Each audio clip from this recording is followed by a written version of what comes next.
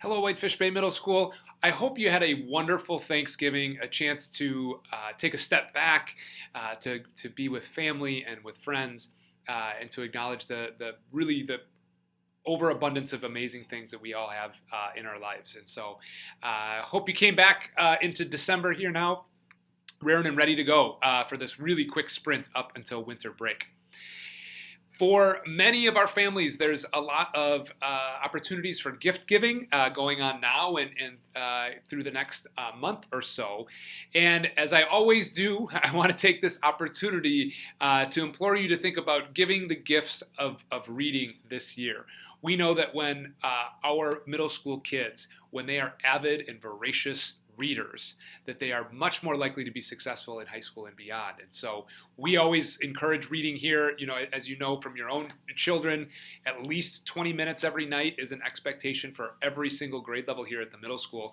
But obviously we don't want it to be about just hitting some number of minutes. We want kids to really find a passion and a joy for reading. And we know that so much of that comes from you at home and sharing the books you love with your kids. And we really appreciate that support for literacy that we have in this community. So thank you for that.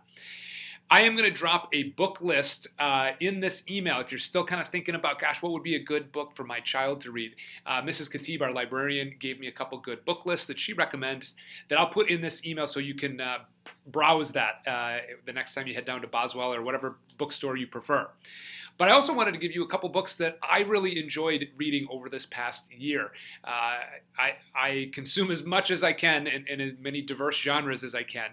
But I came across two books this year, one probably for kids and adults, and then one just, maybe parents that I think you might enjoy as well. So the first one that I think would be a great read for especially our older middle school kids and certainly all the way through adult. I loved it. It was called The House in the Cerulean Sea by T.J. Klune. And if you love a really heartwarming story, I think this is a great one for you, especially if you were a fan of maybe Harry Potter or you like kind of that fantasy element. He takes a curmudgeonly inspector who's inspecting a home for children, and all of these children are quite exceptional. And as you read on, you get to know what kind of powers and abilities these kids have, and just watching the transformation in the main character is really incredible and very heartwarming. So I think that's a good one for many of our students and our families as well.